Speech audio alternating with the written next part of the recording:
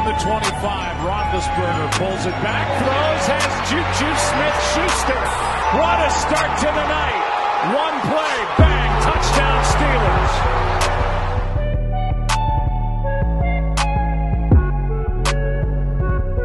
Eagles take over at the 17. Foles steps up. Foles delivers. Deep one-on-one. It's caught. Aguilar. Bye-bye. Touchdown. Eagles.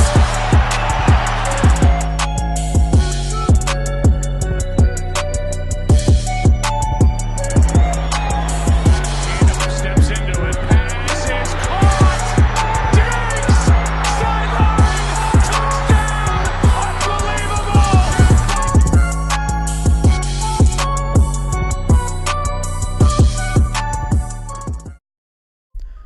All right, what is going on, everybody? We're back here for another weekly episode of the Heated Sports Podcast, football edition. So again, my name is Justin Imler. Across from me, we have Kevin Eagleson, and we're going to get right into it because we were recording this Sunday morning, and a crap ton of news kind of just hit us all in the face late Saturday night. So we're just going to get started with the obvious. Shocking news completely altering the NFL world. Quarterback Andrew Luck for the Indianapolis Colts announces his retirement. News broke via Adam Scheffler on ESPN. Press conference soon to come a few minutes later from Andrew Luck just announcing it himself. And I mean, just completely just taking everybody by shock. Really, no one saw this coming. Apparently, Luck was in talks with the organization for the last couple weeks, talking about the possibility and kind of where his head's at, but absolutely no one in the media, no NFL fans, even like the guys high up in the NFL really had no idea that this was coming, and it really just kind of blew everybody away. So, Kevin, I mean, what was your reaction when you saw this yesterday? Because I literally had a fantasy draft yesterday, and I took Andrew Luck in like the 12th round, so he fell a lot, but one of my fantasy quarterbacks, and I mean, just right after the draft over, this news broke out, and everybody was kind of going crazy. So what did you think? Dude, it was insane. I was rattled the entire night. It was funny because you texted me the screenshot of your fantasy team. You're like, yeah, I just picked up Luck because he was available. Then maybe it was no more than like 7 minutes after that the news broke out. Luck is retiring. I didn't believe it at first, honestly, when I saw the article. I had to check a few sources just to confirm everything. But yeah, nobody saw this coming. I've been following the NFL religiously for probably 12 years now, and I don't get surprised by a lot of things. Injuries, wins, losses, trades. Not a lot surprises me anymore in the NFL, but this did. I don't think anyone saw this coming. 29 years old. If you ask me, in my opinion, he's a top 3 quarterback in the league. When he's healthy, definitely. I mean, obviously, just the injury concerns, just the main reason for this announcement and just his entire career. But I mean, when he's healthy, I mean, we had a conversation back a while ago, with just our top quarterbacks in the league, and I think we both had Luck in that like top 3, top 5 conversation. I think I put him 3 actually. I forget, but I put him before Breeze, and I know you disagreed with that.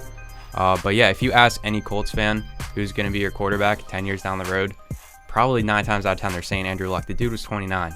It's just, this doesn't happen, really. I mean, it's definitely like the most shocking, and just like for a young guy retiring, like only 29, like I'd say since Barry Sanders. Like Barry Sanders was 30, obviously like the greatest running back in football at the time, still arguably the greatest running back of all time, announcing his retirement earlier than pretty much everybody expected. And this is very similar to that situation. I mean, just completely out of the blue. Like, we know he had the lingering calf injury coming back, was kind of questionable to start the season, but I mean, everybody at the time at least thought that the injury wasn't really too bad. The main like reason for the actual retirement, I mean, I saw a quote and I kind of actually tweeted that on my account as well, but just him saying that he had very similar circumstances in 2016, wasn't able to practice to start the season, just had lingering issues and just lingering rehab, and he just kind of said that in 2016 took his love away from the game, and he vowed to himself that he wasn't going to go through that again. And I mean, it sounds like he was in that situation again this year, just kind of just not having the love for the game that he once had when he came into the league, and he was just going to have to go through that process again, and he's sticking with the vow that he made to himself. Just the one injury after another, like he just hasn't been able to stay healthy for more than a season. And it's just, I mean, it sucks to see, because we were saying before we started recording just how good of a guy he is. I mean, you just see him like complimenting guys that are sacking him, just like you don't see that anymore. Like, Luck's just a genuine, really good guy. And I mean, it was kind of tough to watch the press conference last night, just him tearing up, just kind of just saying thank you to the organization, to his teammates, apologizing obviously as well, because the Colts aren't in the best shape now going forward, which we'll touch on a little later. But so I'll just ask you here now. I mean, Jacoby Brissett is now going to be the guy in Indianapolis. We're going to move on a little bit. So, I mean, are you a believer in Jacoby Brissett? I mean, I think, in my opinion, he's probably one of the top backups in the league. If you're looking at like the list of backup quarterbacks, the number 2 guys, I like Jacoby a lot. But I mean, in terms of actually winning football games and like being a potential playoff team, which I thought before this, if Luck's healthy, they're a potential Super Bowl team this year, the Indianapolis Colts, with how good their defense has improved. But now with Jacoby in there, I don't think they're really that much better than a 500 team. But I mean, what do you think for the future of the Colts with Brissett? Yeah, I'm actually a Brissett believer. I think he's a top 5 backup in the league, no question. And I think he'll be able to lead them to a successful season. But a successful season without Luck for the Colts to me is like 8-8, like you said, around kind of even. So a successful season for Brissett, I would say, is finishing like 7-9, 8-8, which I do see. I think it could be possible. I think Brissett can do it. We've seen him in a few games, and he hasn't been the best. I have a stat here. He's 5-12, so he doesn't win a lot of games, but he's looked good. And ever since he moved to the Colts, in my opinion, he's looked even a little bit better than he did on the Patriots.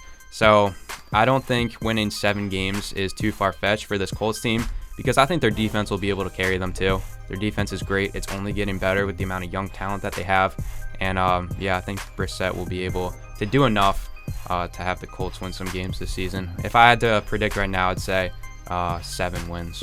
Yeah, so now, I mean, so what do you think they do for the future? Because, I mean, like, I'm hearing that, and, like, I mean, I'm not going to say he's not going to win 7 games. Like, I could see a 7-9 season, but, I mean, looking to the future, like, I don't think many people think that Jacoby Brissett is going to be the guy for them going forward. He's in a contract year this year, so the Colts could decide to re-sign him after this season, whether that's in a starting role or in a backup role. But I mean, the quarterback class coming into next year is stacked with guys like Jake Fromm, Trevor Lawrence, Tua Tagovailoa is coming into the draft as well, and that Justin Hibbert, I think, for Oregon is going to be in there too, projected top 10 pick. So I mean, a lot of top quarterback prospects coming out. So I mean, what do you do? Like, going back and looking at the history for the Indianapolis Colts, going after Andrew Luck. Some say they tanked the season away when they had the injured Peyton Manning in there. But, I mean, I don't know if they did it on purpose, but that team was not very good. But either way, they lost a crap ton of games, securing that they would get Andrew Luck that season in the draft. One of the top quarterback prospects, probably since Peyton Manning, in my opinion. He was obviously a very sought-after prospect. But what do they do now? I mean, I don't think... Again, we're both kind of agreeing that Jacoby's going to be a 7-9 quarterback. That's not something you want for the foreseeable future. So, I mean, what are they going to do? Yeah, Brissett is absolutely a placeholder here for the team. I think they have to turn to the draft. I don't see them trading for a quarterback at all. I think Brissett's the guy for this year. I do see them. I think they'll extend him another year or give him a new contract when this one expires, just to have him on the team.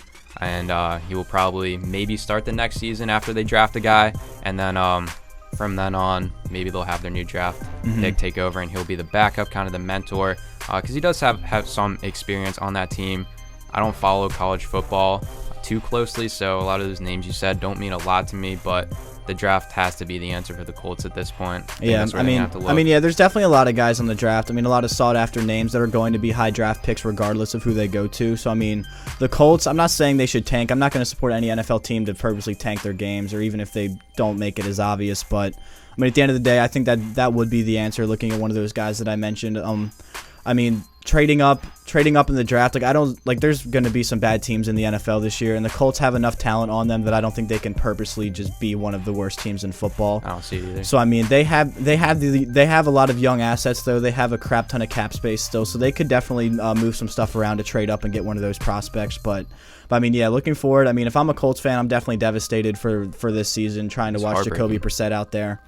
Definitely a promising season after a healthy Andrew Luck last season, seeing what they could do, losing to the Chiefs in the divisional round, but upsetting division rival the Houston Texans, which we'll get into with some other breaking news here coming up next. But yeah, I mean, they impressed a lot of people, definitely exceeded expectations, but it's crazy. Brought back to earth, which is some shocking news right out of the gate. They were not expected to be a playoff team last year, and Luck was probably the biggest reason why they were. I mean, the defense was great, but Luck was better.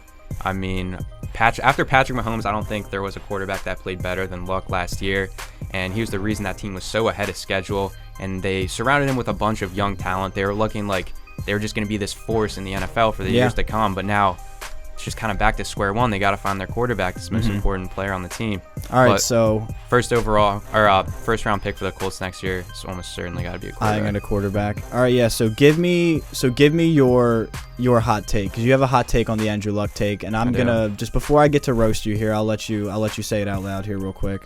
All right, yeah. I'm just gonna say it. Andrew Luck could be considered a bust, and I know a lot of people might disagree with that, but it's situational. This guy coming out of college, he was the best QB prospect since Elway, and he was just never able to stay on the field.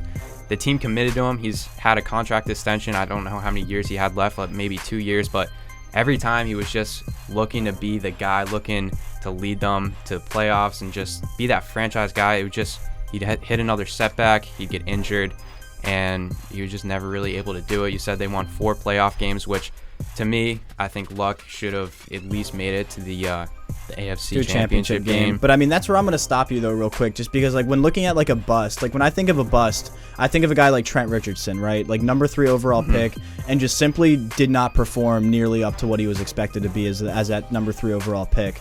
Like Andrew Luck, when he's on the field, he's performing like what we just said, a top 3 quarterback in the NFL. The injuries are something that obviously Andrew Luck can't control, or even the players that are hitting him can't control those things happening. So I mean, I think like the bust, like saying hate is a strong word. I think bust is a very strong word. It is. And I'm not looking at like a bust as a player that is injury prone, because that's something that's out of their control. Like just looking at Andrew Luck, so like I have some numbers pulled up here. So most passing touchdowns in their first 6 NFL seasons, Andrew Luck is second behind Dan Marino. Marino at 196, Andrew Luck at 171. He's ahead of guys like Peyton Manning and Russell Wilson in that category. And then most passing yards in a player's first 6 NFL seasons, he's third behind his successor Peyton Manning, just south of 25,000 passing yards. Dan Marino in there again at around 24,000 passing yards, and then Andrew Luck at 23,670 passing yards. So like right in that conversation, like at least to start a career, obviously a very young career with the injuries, but he's putting up numbers up there with some of the greats in terms of like starting off your NFL career.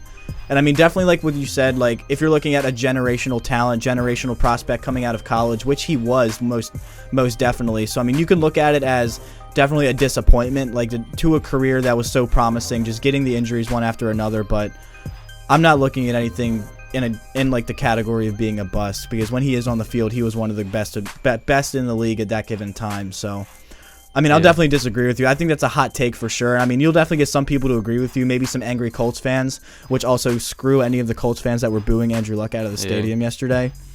And I'm also going to roast one more guy here real quick. Our friend over at Fox Sports, Doug Gottlieb, giving the worst take of the night. I'm going to pull up the quote here. So, retiring because of rehabbing. Retiring because rehabbing is, quote, too hard is the most millennial thing I've ever seen. Hashtag Andrew Luck. And this guy has just been getting roasted nonstop since he tweeted that last night. And I think that's really just, that's just, especially from a sports media perspective, that's absurd. Like, you can't be saying things like that. You have no idea what this guy's been going through, injury after injury. And, I mean, football is a rigorous sport. I mean, yes, it's a sport, and people can say, oh, he's getting paid to play a game. But with the injuries and the constant rehab and the constant surgeries, like, you cannot come at a guy like that and saying he's or that's like a millennial thing to do is just because rehabbing is too difficult. Like, it's this guy's life, it's his livelihood that we're kind of putting into conversation, and us obviously not even close to being NFL players, trying to like put their lives into our putting us in their shoes. Like that's just not going to happen. And like, I mean, Doug Gottlieb is like deservedly getting roasted for that, so I just had to give him a little shout out there too. Yeah, I just want to go really back quickly to when I called him a bust. I just want to kind of back that up. Obviously, there's degrees of bust. I'm not calling him a Trent Richardson. His stats, like you read, they're all there. I just think 10 years down the road, Colts fans, NFL fans, they're going to look back and they're just going to say, that guy never worked out. He had all this potential. He should have been great, but he just wasn't. And it's not his fault. I mean, I feel bad for him.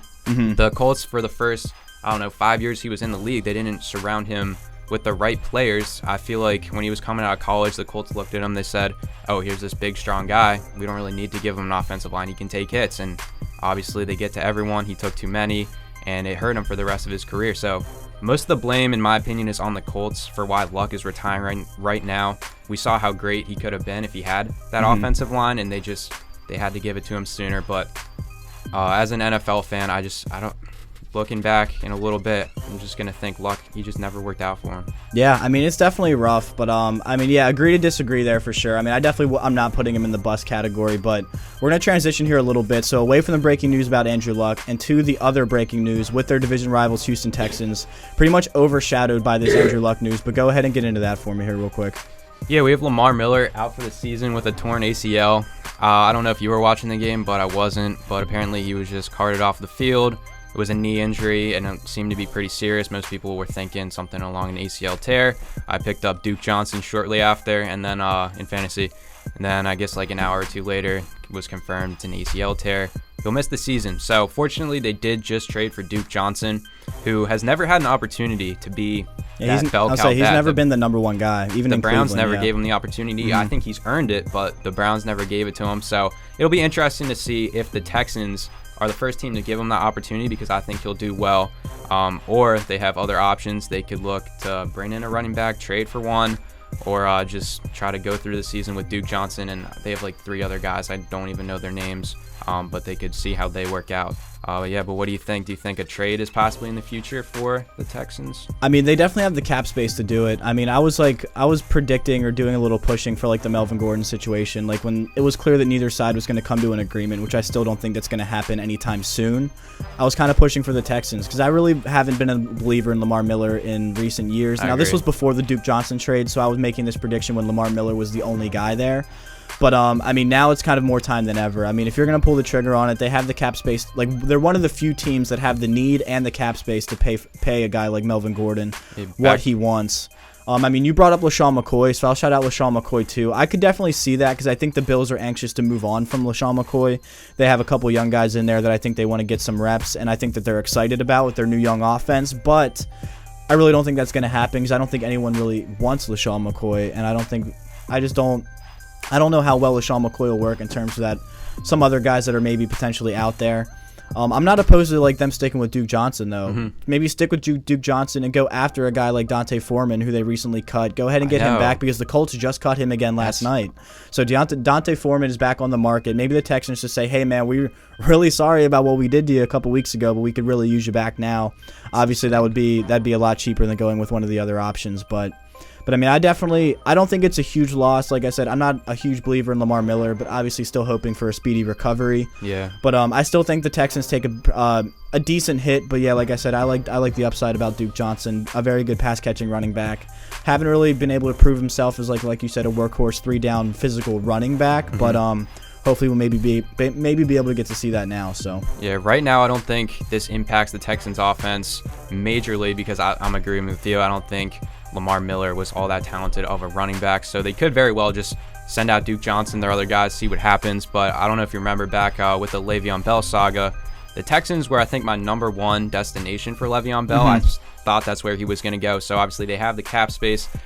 It is not out of the question that they could trade for Melvin Gordon, but could you imagine, like we talk about Dak, Amari, and Zeke being a triple threat, like Hopkins, Melvin Gordon, and Watson, it'd be insane. I just drew a blank on Deshaun Watson, but Deshaun Watson, DeAndre Hopkins, and Melvin Gordon. That'd be ridiculous. Are you kidding me? The state of Texas would be insane. I mean, that's a lot of like big money guys that are going to be in there too. But I mean, like I said, they're one of the few teams that like theoretically have the cap space to make it happen, because that was my biggest like take with Melvin Gordon. Like, I don't think a trade would happen just because the money that he wants and the assets you'd have to give up for a guy like that. Yeah. But the Texans, I don't know about the assets. Hey, maybe throw Jadeveon Clowney into that trade if he's not like willing to sign a deal. That would be crazy. That would be insane for the Chargers, getting an extra asset to the defense. But I mean, yeah, they have the cap space to do it. So if they have the assets and the draft picks they'd be willing to give up, they could definitely pay him what he wants if they wanted to do that. Again, I don't think he's deserving of that type of record-breaking contract.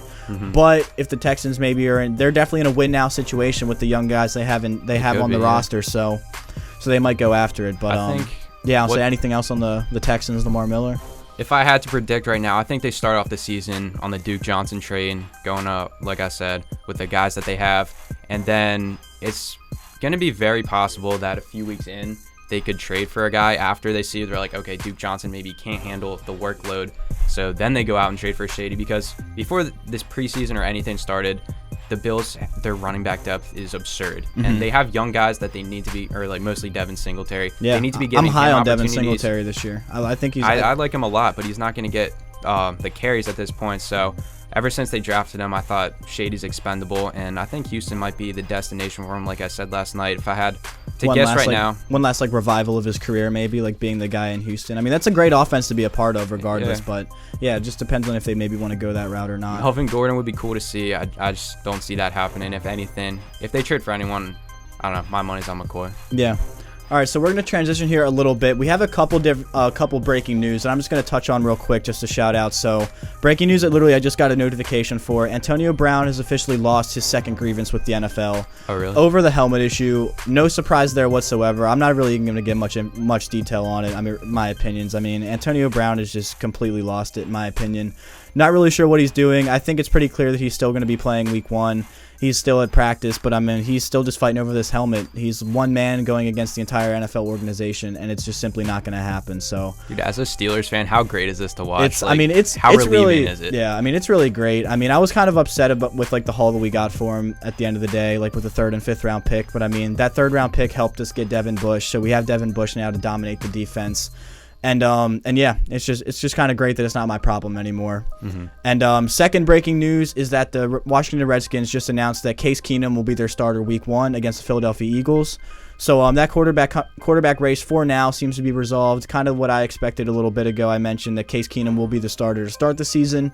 See how it plays out, and then we'll kind of get into the whole Dwayne Haskins conversation. But Haskins has shown some flashes in the preseason. I don't think he's wowed anybody, similar to what Daniel Jones has maybe been, which we'll get into that conversation in a second. But Case Keenum starter week 1. Got him with Darius Geis, who I want to bring up next. Darius Geis, second-year running back out of LSU. Last year, didn't really get to see too much of him. He was the top running back taken after Saquon Barkley, obviously being taken in the top 5 last year. Geis tore his ACL in preseason last year, but he looks to be back and be a 100%. I'm very high on Darius Geis this year. I like him a lot, assuming he can stay healthy. So, I mean, what are your takes on the Redskins offense now? So, are you high on the Geis train? And even with Keenum starting now, I mean, what do you think with that news? I want to be high on the Geis train so bad. I think he's an incredibly talented guy. He didn't look quite as explosive in preseason as I think that he was, but he'll be there, and I think it's going to happen this season. It's just Adrian Peterson is going to be in the way the entire season. He's there, he's been producing, and he's going to get carries. So unless AP goes down, we're really probably going to have to wait another year to see what Darius Geis can really do as that guy in the backfield. But this offense, I mean, with Case Keenum under center, I think we saw that one coming. Rookies rarely are thrown right into it week 1. I don't know. I don't think they're going to be good. The run game is probably going to be the highlight of the offense because they have that dual threat AP and Geis, but Keenum doesn't have anyone great to throw to. I don't think he's an amazing quarterback, and I think they'll keep him in. I think he will start until he gets hurt. I think it's going to take an injury for them to throw in Dwayne Haskins, and either way, Haskins or Keenum, I don't think this offense is going to be anything special. Yeah. Now, I mean, we'll transition here real quick. I'll just give my take. I mean, like I said, I'm high on the Geis train. I like it a lot. I mean, Peterson's still showing some flashes, but I mean, there's no denying that he's kind of getting up there in age, especially for a running back. I think as the season progresses, we're going to see more and more of Geis. I think they're going to be careful with him going in, obviously coming off the ACL. Peterson will probably be the main guy, but I think as time goes on, Geis is going to get more and more touches, more comfortable in the offense. And I think by the end of the season, a lot of people will be agreeing with me. I think Geis will definitely be the guy going forward. Yeah, I think end of season he gets a lot of opportunities, and then I think going into next year, he might be one of the most hyped up guys. Be a sought-after guy next year. Yeah, so we'll transition. We've already kind of hinted at the little Daniel Jones saga here that's going on. So we're both kind of believers in Daniel Jones now. I mean, I kind of ripped the Giants a new one for taking him at 6 overall in the draft last year. I didn't necessarily hate Daniel Jones, but I hated the pick that they used to draft him. I mean, they had that pick over, I think 13 it was. So they had a pick that was still relatively close to where they were taking him at 6. I'm like 99% sure Daniel Jones still would have been there at 13. They could have waited for him. Took another asset, filling one of their many needs there at the number 6 spot. But, I mean, yeah, what do you think so far? You have the numbers in front of you, man. I mean, Daniel Jones has kind of been lighting it up and just making Giants fans and NFL fans eat their words on the Giants taking him 6 overall. He's absolutely owned the preseason. I don't think anyone has looked better than him. Saw the stats right here. 16 for 19, so only 3 completions out of the 3 games that he's played. 228 total yards and 2 touchdowns, and I think everyone's seeing the highlights on social media. He looks sharp. He's been making some nice throws. It is preseason, but he's definitely silencing a lot of the haters. I mean, even we were just talking about it. I still laugh when you bring up the Giants drafted him at 6 overall. To me, it's still a little absurd. He was a second rounder for sure. I forget exactly what their second pick was, but like you said, 13 probably. Yeah, I'll say it was around there. Yeah, I mean, like I said, I think everybody had the mindset that Haskins was the clear better prospect, and like in the rankings, everybody had Haskins over them. So I mean, if anything, Haskins would have been off the board by the time they got to that next pick. But I mean, I don't think anybody was really eyeing up Daniel Jones. I mean, he was in that conversation of like top quarterback prospects, but I still think they could have waited or even just traded back a little bit, like to get some more assets. I still think it was just a reach taking him at 6. But I mean, it definitely looks like they have like the future. I mean, people are excited. This is exactly where the Giants want to be. I think Eli's definitely the starter week 1 still. Very similar Redskins situation. Veteran will start. Barring an injury or just really bad play from Eli, I think he's going to be the guy for this season. But, I mean, yeah, people are going to be excited about Daniel Jones, whether that's in week 4 if he's playing or to start next season. I think Jones will definitely be the guy. See, this one I see a lot differently from the Redskins. The Redskins, I think, like I said, it's going to take an injury to Case Keenum. Here, I don't think Manning's going to have to get injured. I think Manning's just going to play a few games, and fans, they're going to be clamoring for Daniel Jones. Manning is not going to look good. I can tell you that right now. So Jones, he'll be not thrown in there. He'll be eased in there probably sooner rather than later, in my opinion, just because of how good he's looked. 6 overall, I mean, it was a reach, but I see what the Giants were trying to do. They thought they had their guy, so why not just take him wherever you can. But and that's like the counter argument. Like I'll counter argue myself and just say like if you know that he's the guy, even like just with fantasy drafts, like if that's your guy and you're set on him, like just take him. Like just secure that you're gonna get him. Don't like bet on other people not taking him. Even like with like in their situation, they had a pick coming up pretty soon.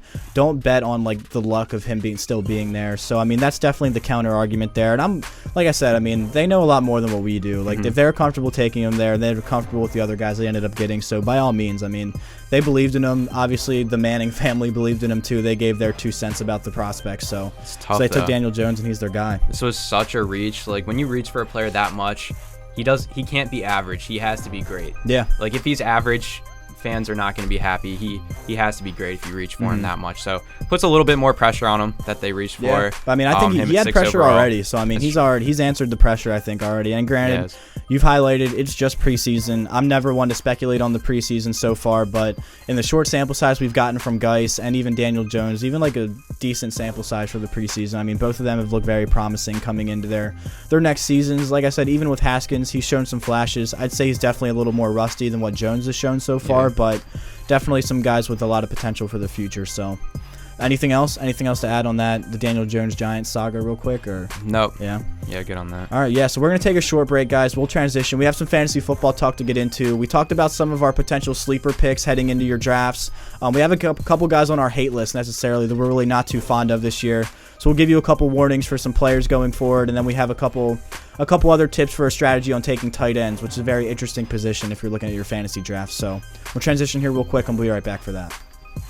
All right, guys, so we're back now. Going to transition into some fantasy football talk. So when this is going up, the season starts in about a week, which is fantastic. I cannot wait, obviously. But if you're a smart fantasy owner, you're kind of waiting for the last weekend or 2 weekends to do your fantasy draft. So we're going to give some more advice here a little bit. Again, last episode, we talked about some of the guys that we liked as potential like late round, like sleeper picks, guys that we were kind of high on that we thought had some potential. But now we're going to do the opposite. We're going to go into some potential busts, some guys that we really don't like too much this year, guys that we think are maybe being drafted way too high, guys that we maybe wouldn't go for. So yeah, you have one off the top of your head here, kind of like an early running back, like that's being taken in the first round or two. So go ahead and give me your thoughts. Yeah, I'm so surprised, honestly, that I'm here talking about him being a bust, because going into the season, before the preseason, I was so high on this guy. I was ready to target him in all of my drafts, and now I don't want any part of him. It's Joe Mixon, and the main reason is due to that offense. They lost AJ Green early, which immediately hurts them. They'll be able to focus more on the run game.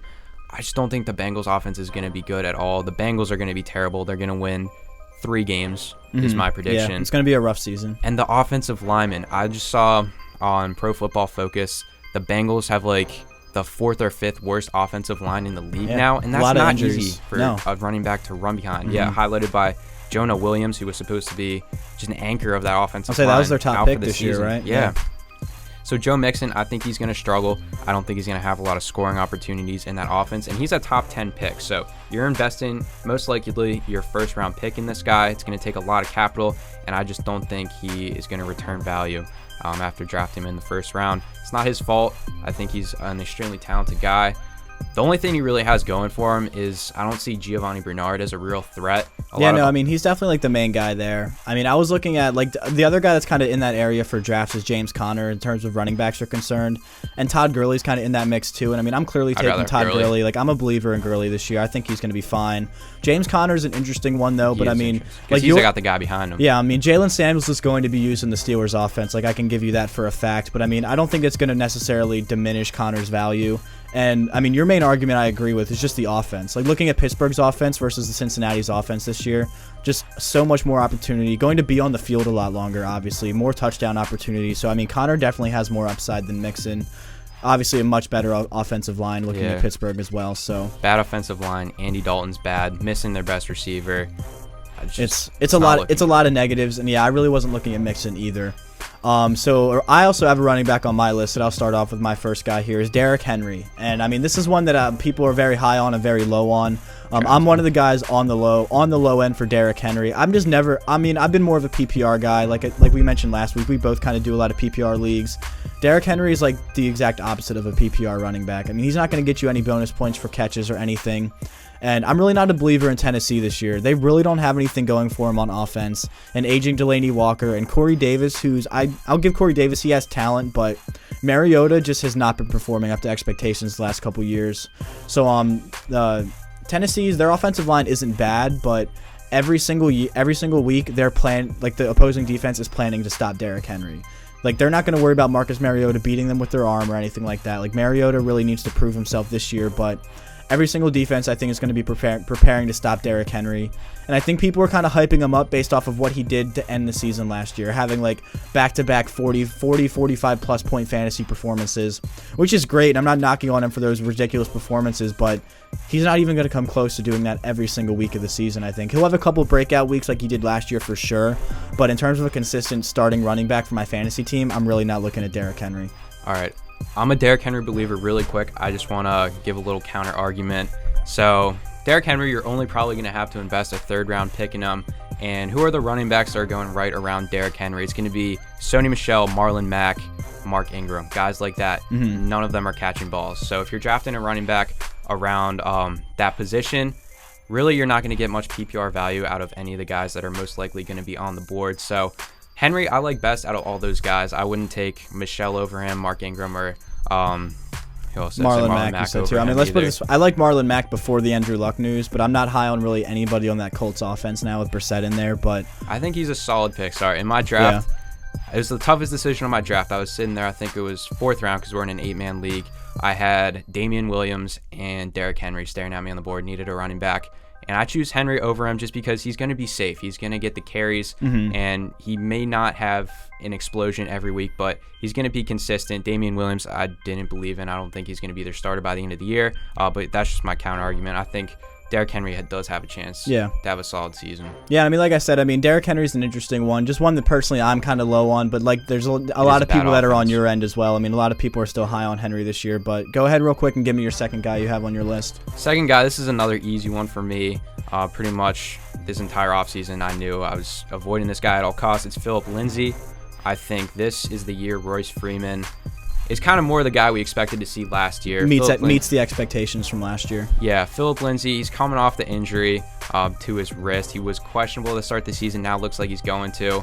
But I think we see, if nothing else, at least a 50-50 backfield there in Denver. And I think they go with Joe Flacco. They rely a little bit more on the passing game because last year they had Case Keenum, obviously not the best thrower in the league. But now they have Flacco, who we saw in preseason. He's not going to be afraid to air it out. I think Royce Freeman, by the end of the year, is their starting running back. I think Phillip Lindsay gets phased out a little bit.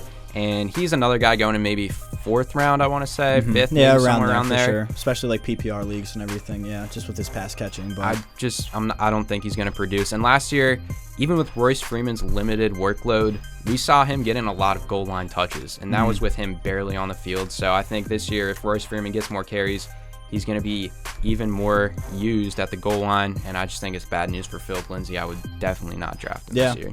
I'll say I really don't have any counter arguments there. Just real quick, I'll get into my last pick, and I actually have like a double whammy here. So I have tight ends Zach Ertz and OJ Howard on my hate list. Definitely don't hate them in terms of talent, but I'll use Matthew Berry's phrase. I don't hate any players, but I hate their position, their ADP. So they're just going like late second, early third round, and I've never been a guy to take tight ends early, but if I'm taking a tight end early, it's got to be a guy that's safe, like a Travis Kelce. Now, Travis Kelce, I think, is the clear number one tight end ahead of these two. But these guys are kind of like, other than like him and Kittle, like these are the next guys in line at the third and fourth tight ends. And I just really I'm not confident in it because they're not the only tight end that's going to be used this year.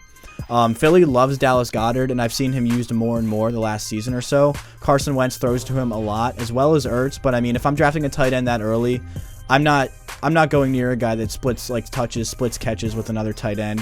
OJ Howard on the flip side, very similar situation. Cameron Brate, I think, is a very talented tight end, and I think the Buccaneers are going to be using both of them a lot. So, again, that's a very high investment for a tight end that's not going to be the sole guy taking targets there on that offense. And, I mean, O.J. Howard's just very injury-prone. Obviously, Zach Ertz really hasn't had too many injury issues lately, but O.J. Howard missing significant time last season. O.J. Howard fell a lot in my draft yesterday, and I still wasn't really going to go near him. I took a guy like Jared Cook very late in the draft, like 7th or 8th round, and I'm a lot more confident in Jared Cook with that Saints offense this year than a guy like O.J. Howard. That's just me. I mean, I think you kind of said you agree with me a little bit, but you can give a counter argument real quick if you want. But I mean, I'm a little low on Zach Ertz and OJ Howard this year. Completely agree with Zach Ertz. I don't think he's going to be worth the capital you have to spend on him just because of Goddard. OJ Howard, I like a little bit more. That is a busy offense, but I think Arians and Winston, they're going to air it out a lot. I think he'll get enough volume to be effective, and he could be worth his maybe like 4th or 5th overall tight end position. But yeah, moving in to the tight end drafting strategy, we just talked about them. What do you do when it comes to your turn? You need a tight end. Are you going for that guy early? Are you going for possibly a first-round pick in Travis Kelce? Are you waiting until the second round, getting Kittle and Ertz? Or are you going to drop back and try to get more of a value tight end later, address other positions first? Yeah, no, absolutely no chance I'm taking a tight end in the first round. I definitely think Travis Kelce is deserving of that like late first, early second round pick, assuming you're in like a 10 or a 12 team league. I'm still not going near it. I mean, it's a tight end. Yes, Travis Kelce is very reliable, and if you're going to take a top tight end in that range, you're definitely taking Kelce. I like Kittle a good bit too, maybe like late second round, early third round. But after that, it falls off significantly for me. I've waited in both my main drafts until like the 8th or 9th round. Got lucky and got guys like Vance McDonald, Jared Cook, who I'm very high on both of those guys, and just let the other people I shouldn't say reach, but let the other guys take those tight ends, and then one of those other good running backs or receivers will maybe be closer to falling to you in your next picks. I really just value running backs and receivers a lot more. I'm really never going to reach on a tight end, even if I'm in that ADP. Like I sat at 12 in my league, my draft the other day, so I had 12 and 13, and Kelce was sitting there. That's right around his ADP, but I still passed over him. I'm just really have never had success taking tight ends early. So what do you think, man? Are you kind of in the same boat? Like, do you like to wait on tight ends, or did you reach on either of those top guys this year? I do. I'm going to still take the position on waiting for a tight end. I've played fantasy football for 5 years, and every single time I've used one of my bottom 3 or 4 picks drafting a tight end. Last year, I had Jack Doyle and Kyle Rudolph. Obviously did not work out for me. Kyle Rudolph was terrible, and Jack Doyle barely played. So this year, I took a different approach. George Kittle was available with my, I think, 3rd or 4th round pick, so I snagged Kittle. First time ever I've spent a lot of capital on a tight end. We'll see how it goes, but I would recommend addressing other positions. Wide receiver, running back are extremely valuable. You can find some really good guys in the 3rd or 4th round, but it does depend on the value that's presented.